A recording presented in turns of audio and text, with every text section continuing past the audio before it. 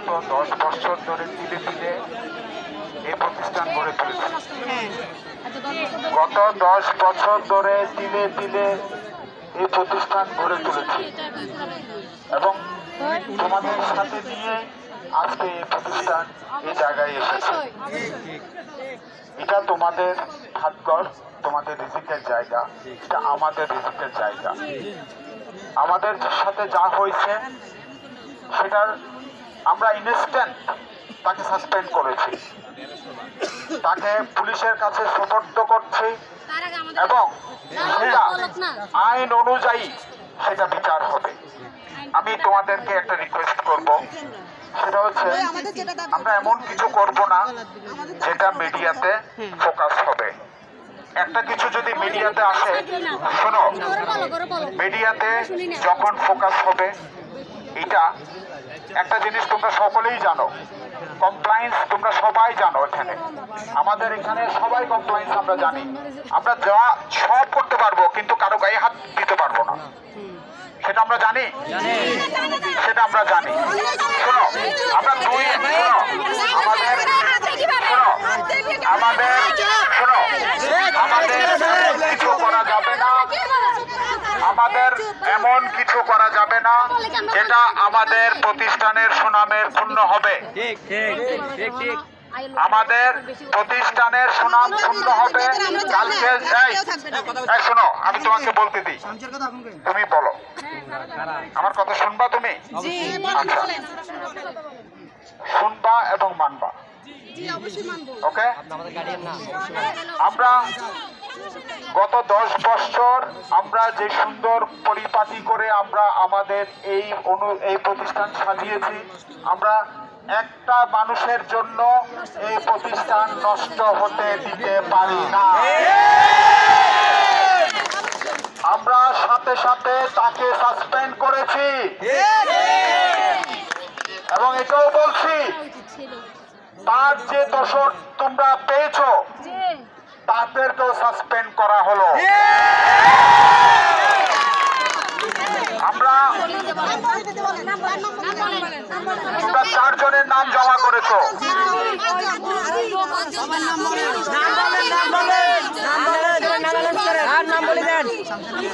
শোনো, ইচ্ছা করে না, আমরা 4 জনের নাম আমরা তোমাদের কাছ থেকে নিয়েছি, ঠিক আছে?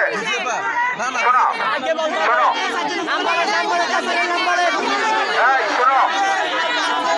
শোনো, আমরা জানি কারা করেছে, আমরা জানি, আমরা বের করে ফেলেছি, ঠিক আছে? আমরা তাদের বিরুদ্ধে অ্যাকশনে চলে গেছি এবং তোমাদেরকে জানিয়ে দিলাম সেটা, ওকে? নাম তো আমার নাম আমি, শোনো, তুমি কি বলতে চাও? তুমি এই 1500 মানুষের কি রিজিক বন্ধ করবে তুমি? তাহলে বলো কি বলো, দিচ্ছি আমি ভাই, সারা যেটা বলে এটা আমাদের ভালোর জন্য বলে। তোমরা কি চাও বলো? তোমরা আমাকে বলো 1500 মানুষের রিজিক কি আমরা বন্ধ করতে পারি? তাহলে শোনো, আমার কথাটা শোনো এবং মানো, আমার কথা শোনো এবং মানো, ঠিক আছে? আমরা জানি কারা কারা, ওই জন্যই আমি 4 জন বলছি। আমার কথা শুনতে হবে অবশ্যই, আমি জানি তো, আমি আমার ব্যবস্থা নিচ্ছি। তোমরা একটু ভরসা তো আমাকে করো নাকি? ইনশাআল্লাহ এমন কিছু আমরা করব না যাতে আমাদের প্রতিষ্ঠানের ক্ষতি হয়। বাংলাদেশে শহরের মধ্যে এরকম একটা প্রতিষ্ঠান খুঁজে পাবা না, এটা তোমাদের হাতে গড়া প্রতিষ্ঠান।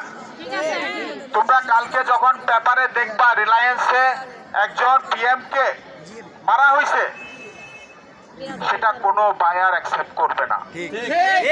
ম্যানেজমেন্টের গায়ে হাত দিয়েছে, ম্যানেজমেন্ট না সেটাই হোক, ম্যানেজমেন্টও যদি কোনো ওয়ার্কারের গায়ে হাত দেয় সেটাও কেউ অ্যাকসেপ্ট করবে না। এখানে যাই কিছু হয় তোমরা বাকবিতণ্ড করতে পারো কিন্তু কারো গায়ে হাত দিতে পারো না, এটা আমাদের কমপ্লায়েন্সে নেই।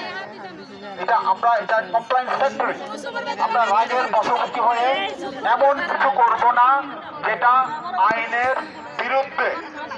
আমরা রাগের বশবর্তী হয়ে এমন কিছু করব না যেটা কমপ্লায়েন্সের বিরুদ্ধে যাবে। তো ইনশাআল্লাহ আমরা এর বিচার অলরেডি করে ফেলেছি এবং আইন শৃঙ্খলা বাহিনী আমাদের কাছে ছুটে এসেছে শুধুমাত্র তোমাদের নিরাপত্তার জন্য এবং তারা প্রতিশ্রুতিবদ্ধ আমাদের নিরাপত্তা দেওয়ার জন্য। তারা মব জাস্টিস হতে দেবে না, সুতরাং তাদের উপর আমরা আস্থা রাখবো।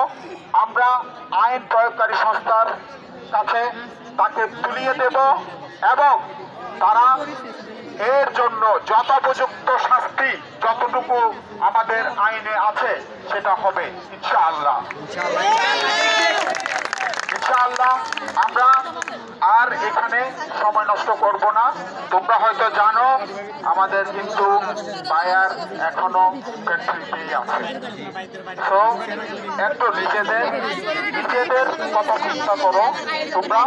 এই মুহূর্তে আমি মনে করি আমাদের মনে হয় 4 নম্বর লাইনের প্রোডাকশন আছে।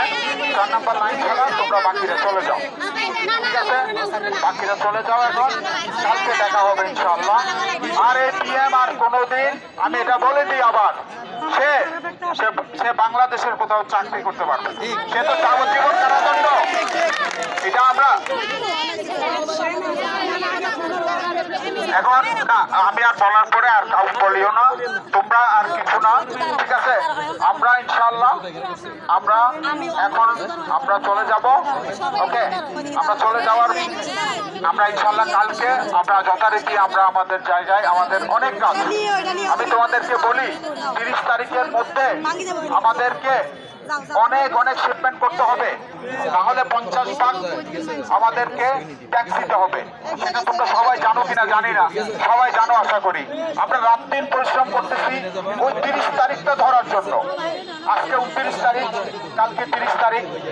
আমাদের যে টার্গেট ইনশাআল্লাহ আমরা কালকের মধ্যে আমরা আমাদের সর্বোচ্চ শিপমেন্টের চেষ্টা করব যাতে আমাদের এই ট্যাক্স আমাদেরকে ক্ষতি করতে না পারে। আমরা তোমাদেরকে আবারও বলছি, ঠিক আছে? আমরা এখানে আমরা চলে যাব এখন। আমাদের আর আমরা আইন প্রয়োগকারী সংস্থাকে আমরা ছেড়ে দিব, বাকিটা ওনারা করবে ইনশাআল্লাহ, ঠিক আছে? আমরা সবাই আমি বলবো গেট খুলে দিতে।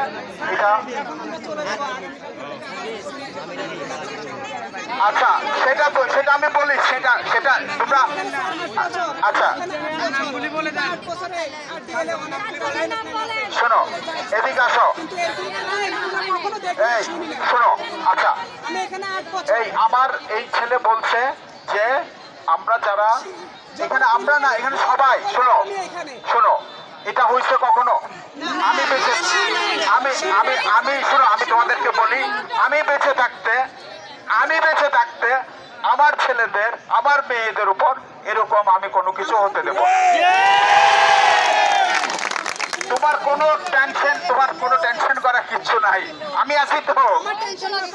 কার টেনশন? শোনো, ওটা হবে না ইনশাআল্লাহ এরকম কিছু হবে, এরকম কিছু হবে না। এটা কাজের মধ্যে আমরা এমন কিছু করব না আমরা, এটা তুমি নিশ্চিত থাকো, বুঝছো?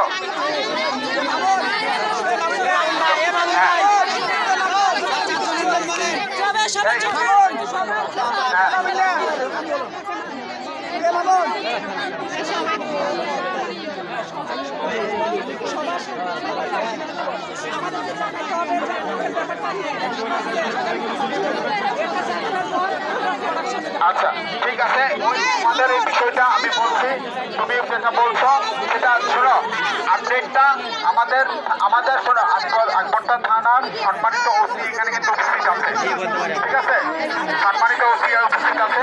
বাকিটা উনি বলবে, কারণ বাকিটা ওনার হাতে থাকবে ইনশাআল্লাহ, ঠিক আছে? আর তোমাদের ব্যাপারে বলে দিই, চুপ থাকো। তুমি কয়দিন আজকে? 8 বছর। তুমি আমাকে বলো, তুমি আমাকে চিনো? আমার পক্ষে তোমার উপর এমন কিছু করা সম্ভব হবে? তাহলে কেন, আমি কি মরে গেছি? তাহলে কিসের ভয় তোমার? কিসের ভয় আমাকে বলো। শোনো, আমি বলি, শোনো, না না না, শোনো শোনো, এই এই এই এই, শোনো, এটা করতে চাও, শোনো শোনো শোনো, এখানে এখানে এখানে এই এই এখানে আকবরশা থানার ওসি আছে। শোনো, এখানে তোমরা আকবরশা থানার ওসি আছে, উনি ভালো মানুষ, উনি গতকাল আসেই দেখে গেছে আমাদেরকে। গতকাল উনি স্বেচ্ছায় আসছিল, ঠিক আছে, হ্যাঁ আসছে, উনি আমাদেরকে দেখতেই আসছে। উনি আগে ইন্ডাস্ট্রিয়াল পুলিশও ছিল, উনি জানে তো শ্রমিকদের ব্যাপারে উনি খুব কনসার্ন। আমি আগের, শোনো, আগের যারা ছিল ওনাদেরকে আমি দাওয়াত দিয়েও আনতে পারি নাই, কিন্তু গতকাল উনি কিন্তু আমাদেরকে চলে আসছে, নিজ থেকে নিজ উদ্যোগে আসছে, বুঝছো। এখন আমরা ওনার সম্মানে এমন কিছু করবো না যেটা আইনের ব্যত্যয় হয়। উনি বলতেছে যে এরকম কোনো কিছু আইনে করা যাবে না। তো আমরা এখানে কিন্তু সবকিছু ভিডিও হচ্ছে, সব ফেসবুকের মাধ্যমে হোক, যেভাবে হোক, এটা সবার মাঝে ছড়িয়ে যাবে। এটা আমরা কারো সম্মান বিনষ্ট হয় আমরা ওর সম্মান না, আমরা কার সম্মানে করবো এটা? আমরা আমাদের সম্মানিত ওসি সাহেবের সম্মানে আমরা এটা থেকে বিরত থাকবো। আমি সবাইকে বলছি, তোমাদের আগেও যেমন কিছু হয় নাই, এখনো হবে না। আমরা শোনো, এটা অ্যাজ পার কমপ্লায়েন্স যা হওয়ার হবে, ঠিক আছে, অন্যায় কিছু হবে না। এটা বলি যে অন্যায় কিছু হবে না, অন্যায় কিছু RDL এ মেনে নেওয়া হবে না, ইনশাআল্লাহ। ভরসা রাখো, ইনশাআল্লাহ। ওকে, স্যারে বলবে এখন কিছু।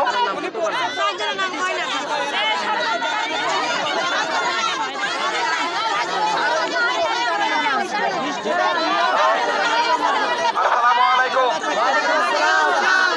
সম্মানিত শ্রমিক ভাই বোনেরা, আমি 6 বছর ইন্ডাস্ট্রিয়াল পুলিশে গার্মেন্টস শ্রমিক ভাইদের সাথে, বোনদের সাথে কাজ করেছি। যেখানেই বেতনের সমস্যা ছিল, আমি নিজে ছুটে গিয়ে মালিকের সাথে কথা বলে আগে আমার শ্রমিক ভাই বোনদের বেতন নিশ্চিত করে আমি বাসায় ফিরেছি। এই জন্য আমি গতকাল এসেছিলাম যে টাইমলি বেতন দেয় কিনা, কালকে জিজ্ঞাসা করেছিল আগে টাইমলি বেতন দেয় কিনা।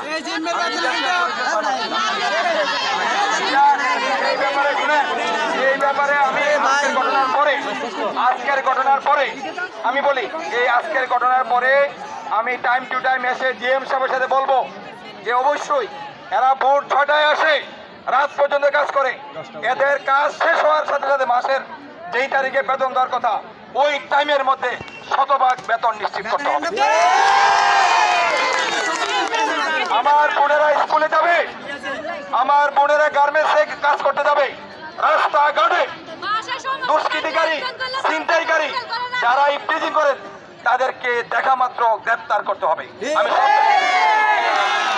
উনি আমাকে বলেছে যে JPF নাম জানি না, JPF নজরুল যে অপরাধ করছে তাকে সাসপেন্ড করছে। শুনেন না, সাসপেন্ড করছে। আমি শুনেন না ভাই, কথা বলতে দিবেন আমাকে, দয়া করে কথা বলছেন। যখন আমাকে টেলিফোন করছে যে এই ঘটনা, তাকে সাসপেন্ড করছি, আমি বলছি একটু অপেক্ষা করে, আমি আসতেছি। আমি ওনাকে বললাম সাসপেন্ড মানি না, তাকে গ্রেপ্তার করতে হবে। আমি আপনার এখান থেকে যদি কেউ না তাকে দিতে না, আমি জোর করে তাকে গ্রেপ্তার করে নিয়ে যাবো। আমার বোনের গায়ে হাত দিয়েছে, শ্লীলতাহানি করেছে, সে একটা অপরাধী।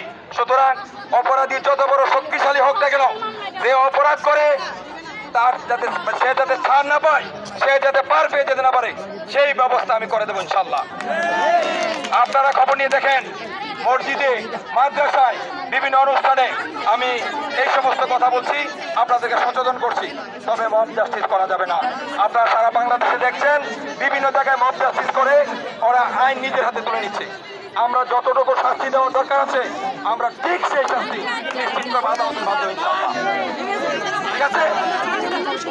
আচ্ছা,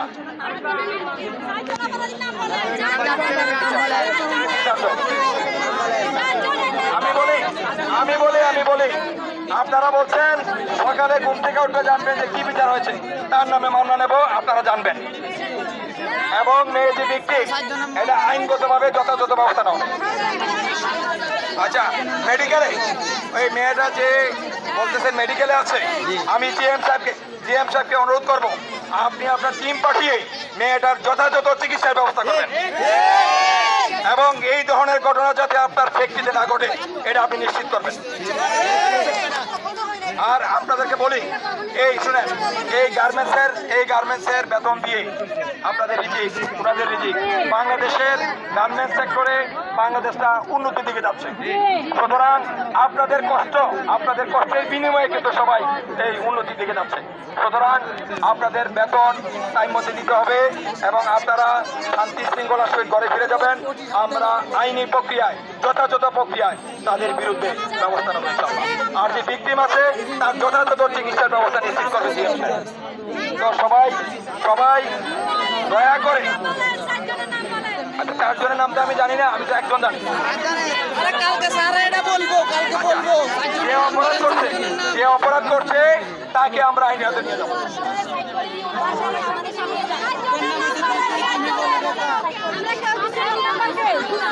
আমরা অবশ্যই নিয়ে যাবো। আচ্ছা, দয়া করে শুনেন, আরেকবার শুনেন।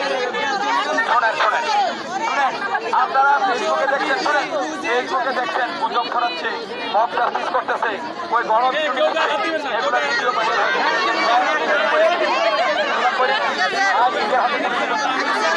অনেক লোক আছে